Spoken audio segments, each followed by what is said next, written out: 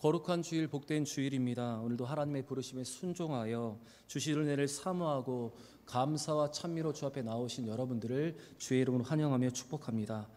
이 시간은 온전한 예배를 드릴 때 하나님만이 주실 수 있는 은혜와 기쁨, 그 평강을 누리는 우리 모든 성도들 되시기를 바랍니다.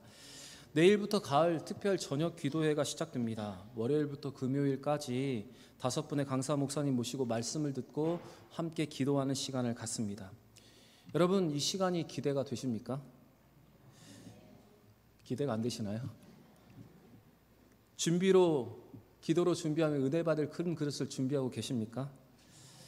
저는 성도들을 만날 때마다, 그리고 교회 안에 모임이 있을 때마다 한 분이라도 좀 참석할 수 있도록 독려를 하고 있습니다. 그리고 이 시간을 비로소 제가 한 가지 말씀드리는데, 제가 설교할 때 아멘을 좀 안 하셔도 됩니다. 가끔 좀 아멘을 빼먹으셔도 되는데, 강사 목사님들이 오시면은 아멘을 잘해 주시기를 부탁을 드립니다. 아멘이십니까? 아멘이십니까? 네. 이 가을 특별 기도회는 특별한 하나님의 은혜와 능력, 그리고 임재를 경험할 수 있는 시간이라고 저는 믿습니다. 우리는 함께 기도하면서 우리를 도우시는 하나님의 손길을 느낄 수 있고 흔들리지 않은 믿음으로 설 수 있습니다. 여러분, 이 가을 특별 기도회를 하나님 주신 좋은 은혜의 기회로 믿고 감사한 마음으로 하나님께 영광을 돌리며 함께 모여 기도하는 우리 모든 성도들 다 되시기를 바랍니다. 누가복음 14장의 말씀을 보면 어떤 사람이 큰 잔치를 베풀고 많은 사람들을 초청했습니다. 이스라엘 잔치는 미리 종들을 보내어서 잔치 소식을 알리고 또다시 종을 보내어 초청장과 잔치에 입을 예복을 전달하고, 그리고 마지막 잔칫날 당일에 종들을 보내어 그 사람을 모셔오는 것으로 이 3번의 단계로 사람을 초청을 합니다. 이렇게 사람들을 초청하였는데 잔치 당일에 모든 것이 준비되었으니 오소서 하며 종들을 보냈습니다. 그런데 그들 모두가 잔치에 참여하지 못하겠다고 사양을 합니다. 어떤 사람은 밭을 새로 사서 그 밭에 나가봐야 하고, 어떤 사람은 소 10마리를 샀는데 그 소를 한번 시험해 보아야 하고, 어떤 사람은 장가가서 그 잔치에 참여하지 못하겠다고 말을 했습니다. 그런데 여러분, 그들이 말한 이와 같은 이유, 핑계는 그 잔칫날이 아니더라도 할 수 있는 것들이었습니다. 그런데 이러한 핑계로 잔치에 올 수 없다고 말하고 있는 것입니다. 이러한 핑계를 들은 잔치를 베푼 주인은 종들을 명하여 길과 골목에 가서 모든 사람을 데려오고 강권하여서 그 자리를 채우라고 명령을 했습니다. 그러면서 그 주인은 결론적으로 이렇게 말을 합니다. 우리 24절 말씀 같이 한번 읽겠습니다. 내가 너희에게 말하노니 전에 청하였던 그 사람들은 하나도 내 잔치를 맛보지 못하리라 하였다 하시니라. 전에 청하였던 그 사람들은 그 잔치를 이제 맛볼 수 없다, 맛보지 못한다, 이렇게 주인은 말합니다. 여러분, 만약 그 초청받은 사람들이 그 잔치를 귀하게 여겼다면, 그리고 또한 그 초청을 한 주인을 귀하게 보았다면 그 잔치를 거절했겠습니까? 그들이 제시하는 하찮은 거절의 이유는 그 날이 아니더라도 다른 날에 충분히 할 수 있는 것들이었습니다. 여러분, 혹시 우리도 다른 날에 할 수 있는 것들을 핑계 삼아 혹시 이 귀한 잔치, 이 초대를 거절하고 있지는 않은지 우리 자신을 한번 살펴보기를 바랍니다. 우리를 은혜의 자리로 부르시는 하나님을 우리가 온전히 귀하게 여기고 있는지를 한번 돌아볼 수 있기를 바랍니다. 여러분, 그냥 매번 하는 잔치, 매번 가을에 하는 기도회, 매번 하는 거니까 이번에는 그냥 넘어가야지, 여러분 이렇게 생각하지 마시고 이 기도회가 내 인생의 마지막 기도회가 될 수 있다는 마음으로 예배의 자리, 기도의 자리에 나오는 우리 모두가 되기를 바랍니다. 우리는 코로나 시대를 거치면서 예배를 드리고 싶어도 모일 수 없는 그 마음을 경험을 했습니다. 여러분, 이러한 일이 우리에게 다시 올 수도 있습니다. 그래서 여러분, 우리에게 주어진 이 기회를 우리가 감사함으로, 기쁨으로 받고 소중하게 여기면서 우리는 예배의 자리에 나와야 하는 것입니다. 히브리서 10장 25절에 이렇게 기록되어 있습니다. 모이기를 패하는 어떤 사람들의 습관과 같이 하지 말고 오직 권하여 그날이 가까움을 볼수록 더욱더 그리하자. 사랑하는 여러분, 마지막 날이 가까울수록 모이기를 힘쓰라는 것이 성경의 명령입니다. 이 명령에 순종하여 은혜의 자리, 응답의 자리에 나오는 우리 모두가 되기를 바랍니다. 우리 옆에 분과 한번 이렇게 인사했으면 좋겠습니다. 모이기에 힘씁시다. 한번 인사하겠습니다. 모이기에 힘씁시다. 다시 한번 인사하겠습니다. 내일 저녁에도 뵙겠습니다. 인사하겠습니다. 내일 저녁에도 뵙겠습니다. 부르심에 순종하여서 이 한 주를 더욱더 믿음으로 승리하는 우리 모든 성도들 되시기를 바라고, 기도하면서 시작한 이 한 주가 특별하게 여러분에게 은혜와 능력이 넘치는 한 주가 되시기를 주의 이름으로 축원합니다. 사울과 요나단은 부자지간이면서도 완전히 다른 가치관을 따르며 살았습니다. 사울은 하나님의 뜻을 거부하고 자신의 탐욕을 추구했습니다. 그래서 사울은 다윗을 자신에 대한 위협일 뿐만 아니라 자신의 왕조에 대한 위협으로 여기고 있었습니다. 사울은 분명 하나님께서 다윗을 왕으로 세우셨다는 것을 알고 있었지만 하나님의 뜻이 이루어지지 않도록 다윗을 죽이려고 했습니다. 반면 요나단은 철저하게 하나님의 뜻에 굴복하는 삶을 살았습니다. 그는 하나님께서 다윗을 왕으로 세우셨음을 알고 그것을 인정하고 다윗을 살리려고 했습니다. 지금 두 사람은 다윗이라는 한 사람을 놓고 완전히 다른 태도를 보이고 있습니다. 한 사람은 그 사람을 죽이려 하고 있고 다른 한 사람은 그 사람을 살리려 하고 있는 것입니다. 요나단은 다윗에게 말한 대로 초하루 식사 때에 아버지 사울을 만나 그의 의중을 살핍니다. 초하루 식사 첫날 다윗이 자리를 비웠음에도 불구하고 사울은 다윗을 찾지 않았습니다. 25절과 26절의 기록대로 사울은 다윗이 어떤 부정한 일이 있어서 식사에 참여하지 못했을 것이라고 생각을 했습니다. 하지만 다음 날에도 다윗이 보이지 않자 사울은 요나단에게 다윗의 행방을 물었습니다. 그러자 요나단은 자신이 자기 집안의 제사를 참여하기 위하여 다윗이 베들레헴으로 가기를 원했고 자신이 그것을 허락했다고 대답을 했습니다. 그것이 28절과 29절의 기록입니다. 그런데 그러자 사울은 자기 아들 요나단에게를 향해서 입에 담기 힘든 욕과 저주를 퍼부으며 불같이 화를 내고 있습니다. 그러면서 이렇게 말을 합니다. 우리 31절의 말씀은 같이 한번 읽어보겠습니다. 이새의 아들이 땅에 사는 동안은 너와 내 나라가 든든히 서지 못하리라. 그런즉 이제 사람들을 보내어 그를 내게로 끌어오라. 그는 죽어야 할 자인이라 한지라. 지금 사울이 요나단을 향해서 화를 내고 있는 이 내용을 잘 보시면 그는 하나님의 뜻이 어디에 있는지를 분명히 알고 있었습니다.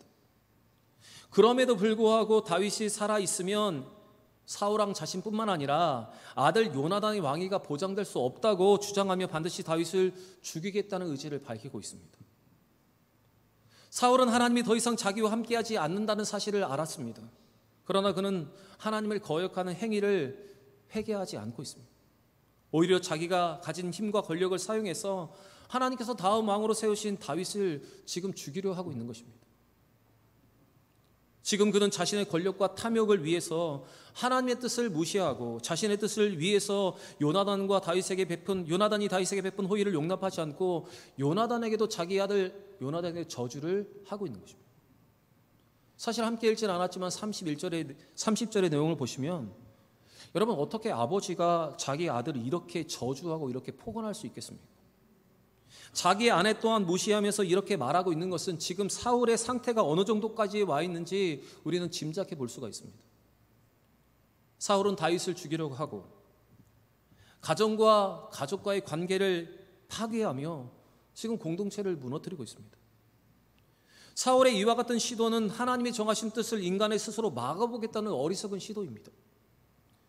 다윗을 죽이면 하나님 뜻이 이루어지지 않는다는 어리석은 판단입니다. 여러분, 하나님의 뜻을 인간의 뜻으로 막을 수가 있습니까? 하나님의 계획을 인간의 방법으로 막을 수가 있습니까? 어쩌면 사울은 이러한 기본적인 신앙의 태도조차도 잃어버리고 만 것입니다. 이처럼 하나님의 뜻에 대한 신앙의 태도를 잃어버리면 여러분, 우리도 사울처럼 살아갈 수밖에 없는 것입니다. 하나님에 대한 온전한 믿음이 없는 사람은 사람을 죽이고 공동체를 파괴하고 가정까지도 어렵게 만드는 것입니다. 우리가 잘 알고 있는 데살로니가전서 5장의 말씀을 보시면 그리스도 예수 안에 있는 우리를 향한 하나님의 뜻이 분명하게 기록되어 있습니다. 여러분, 어떤 경우에라도 그리스도 안에 있는 우리를 향한 하나님의 뜻은 항상 기뻐하는 것이고 쉬지 않고 기도하는 것이며 범사에 감사하는 것입니다. 그리고 이것을 더 확장해 보면 우리를 향한 하나님의 뜻은 성령을 소멸하지 않고 하나님의 말씀을 멸시하지 않아서 그 말씀을 따라가는 것이고, 그리고 범사에 좋은 것은 취하고 악은 어떠한 모양이라도 버리는 것입니다. 이것이 바로 하나님의 뜻입니다. 그래서 하나님의 뜻은 사람을 살리고 공동체를 살리고 가정을 세우는 것입니다. 그런데 지금 사울의 모습은 하나님의 뜻과는 전혀 다른 삶을 살아가고 있는 것입니다. 여러분, 하나님의 뜻을 분별하지 못하는 자는, 하나님의 뜻을 인정하지 않는 자는 파괴하고 죽이고 무너뜨리는 삶을 살게 되어 있습니다. 사울처럼 다윗을 죽이고 자기 아들을 저주하고 믿음의 공동체 이스라엘을 무너뜨리고 있는 것입니다. 하나님의 뜻이 아닌 탐욕에 사로잡히면 이처럼 다른 사람의 희생과 아픔에 대해서 무감각해지고 다른 사람을 희생시켜 가면서까지라도 자신의 욕망을 채우려고 하는 것입니다. 사랑하는 여러분, 여러분과 여러분의 주변의 사람들을 한번 살펴보시기를 바랍니다. 입만 열면 사람을 험담하고 이간질하고 입술로는 사람을 죽이는 사람들이라면, 공동체를 파괴하고 가정을 허물어뜨리는 사람들이라면 결코 하나님의 뜻대로 살아가고 있는 것이 아닙니다. 만약 지금 우리가 그렇게 살아가고 있다면, 사울처럼 끝을 향해서 가고 있다면, 여러분, 우리는 이제 회개하며 돌이켜야 합니다. 하나님의 뜻을 알았다면 그때부터 순종하는 삶을 살아가야 합니다. 오늘 하나님의 뜻을 무시하고 죽이려는 자, 무너뜨리는 자, 사울처럼 살지 않는 우리 모두가 되기를 바랍니다. 다윗을 죽이겠다고 하는 아버지 사울 앞에서 요나단은 다시 적극적으로 다윗을 변호합니다. 이제 요나단도 아버지 사울의 이 모든 행동이 하나님의 뜻을 무시한 행동이었기 때문에 울분과 격한 감정을 지금 아버지 앞에 쏟아내고 있습니다. 그것이 32절의 기록입니다. 같이 읽겠습니다. 요나단이 그의 아버지 사울에게 대답하여 이르되 그가 죽을 일이 무엇이니까 무엇을 행하였나이까.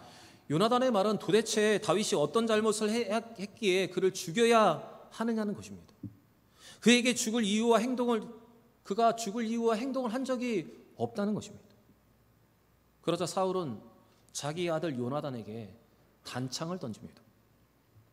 다윗을 죽이려 했던 것처럼 자기 아들도 죽이려고 한 것입니다. 요나단은 자기 아버지의 행동에 크게 분노하여 식사 자리를 박차고 나갑니다.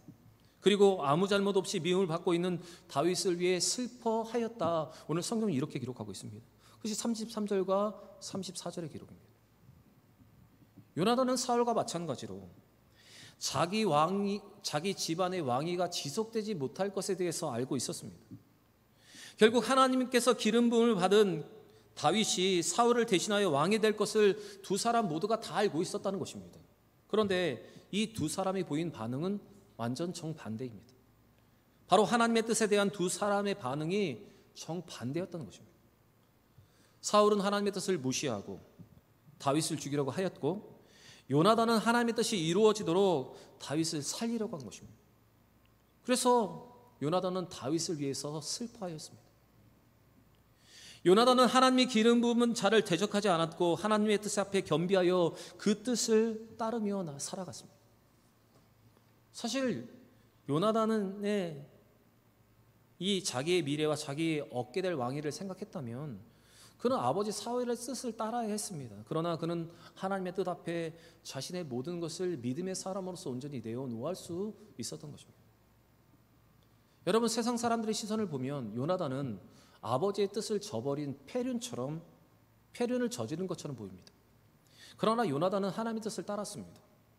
그리고 그 뜻이 이루어지도록 다윗을 살리는 자로, 다윗을 세우는 자로 그는 살아갔던 것입니다. 여러분, 하나님의 뜻대로 살아가는 사람들은 이처럼 사람을 살리고 공동체를 세우고 하나님의 나라를 확장하여 나아가는 것입니다. 자기 생각과 주장이 있어도 하나님의 뜻에 순종하는 자가 여러분 온전한 믿음 있는 자들의 모습입니다. 여러분, 우리가 암송하고 있는 주기도문의 고백 가운데 이런 고백이 있습니다. 우리는 이렇게 기도합니다. 나라가 임하옵시며 뜻이 하늘에서 이루어진 것 같이 땅에서도 이루어지이다. 하나님의 뜻이 하늘에서 이루어진 것처럼 이 땅에 이루어지게 하옵소서. 이렇게 우리는 기도하며 이렇게 살기를 다짐하는 믿음의 사람들입니다. 이 고백은 하늘의 천사들 모두 하나님의 뜻에 순종하는 것과 같이 우리도 하나님의 뜻에 순종할 수 있도록 해달라는 기도입니다. 나로 하여금 당신의 뜻을 행할 수 있게 하옵소서. 당신의 뜻에 대한 바른 지식과 그것에 합당한 순종의 은혜를 나에게도 주옵소서 하는 기도가 바로 이런 기도입니다. 곧 세상의 모든 일이 인간의 뜻대로 이루어지는 것이 아니라 하나님의 뜻대로 이루어지도록 우리는 그렇게 기도하며 그렇게 살아가야 하는 것입니다. 여러분, 예수님은 우리에게 하나님의 뜻이 이 땅에 이루어지는 삶이 어떤 것인가를 우리에게 본으로 보여주셨습니다. 원수를 사랑하셨고 그들을 위해 기도하셨습니다. 소외된 자 아픈 자를 품으셨고 자기를 희생하면서까지 죄인된 우리를 살리셨습니다. 우리가 예수를 믿고 따르는 자들이라면 우리도 이러한 삶을 살아가야 하는 것입니다. 지난 2주에 걸쳐서 교회 안에 장례가 2번 있었습니다. 저는 이 장례의 모든 과정을 보면서 우리 성도들이 이제 우리 교회의 영적인 목표처럼 함께 웃고 함께 우는 교회로 세워지는 모습을 저는 계속 보고 있습니다. 슬픔을 당한 지체들을 위로하고 계산적인 삶이 아닌 예수님의 그리스도의 사랑으로 먼저 다가가는 모습을 보았습니다. 여러분, 세상 사람들 보시기 바랍니다. 치부책을 딱 펼쳐놓고 나에게 먼저 베푼 사람들을 기억하고 그것을 갚는 것으로 자기가 할 것을 다 했다고 생각하는 사람들입니다. 그래서 먼저 임종하셔서 자기에게 올 수 없는 사람들이라는 그의 장례는 가지도 않습니다. 관계의 깊이를 고려해서 계산적인 관계를 맺고 있는 것입니다. 그런데 여러분, 우리는 하나님의 뜻대로 살아가는 사람들입니다. 예수님께서 먼저 사랑을 베푸셨던 것처럼 우리도 먼저 사랑을 베풀 수 있어야 합니다. 바로 그것이 하나님의 뜻에 순종하는 것이고 사람을 살리고 공동체를 세워가는 삶의 모습인 것입니다.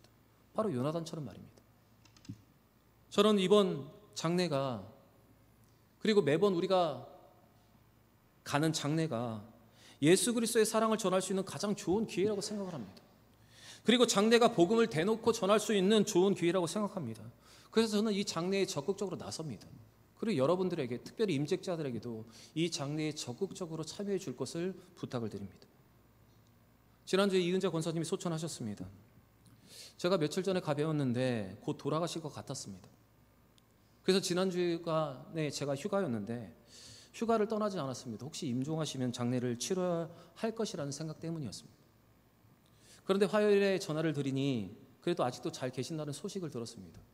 그래서 수요일 아침에 기도원에 올라갔습니다. 그런데 오후 예배를 드리고 이제 다른 기도원으로 이동을 하고 있고 기도원에 올라갔는데 돌아가셨다는 소식이 들렸습니다. 그래서 곧장 기도원에서 내려와서 수요 예배를 드리고 수요 예배 후에 성도들과 함께 빈소에 가서 위로 예배를 드렸습니다. 여러분, 우리가 하나님의 뜻대로 살아가는 사람들이라면 우리에게 주신 사랑의 기회, 복음 전함의 기회를 우리는 적극적으로 활용할 수 있어야 합니다. 내 계산, 내 안위 이런 것들을 잠시 뒤로 하고 예수 그리스도의 사랑을 전할 수 있어야 합니다. 여러분, 사랑이라는 것이 먼저 누군가가 먼저 사랑을 베풀어야 그 사랑이 선순환이 이루어지는 거 아닙니까? 그런데 우리는 예수 믿는 사람이라고 생각하면서도 여전히 계산적으로 우리가 그런 것들을 행하고 있다면 여러분, 우리는 하나님의 뜻대로 온전히 살아가고 있는지 우리 자신을 돌아보아야 한다는 것입니다. 하나님의 뜻대로 사는 사람들은 사람을 살리고 사랑을 베풀고 공동체를 세우는 함께 웃고 함께 우는 사람들입니다.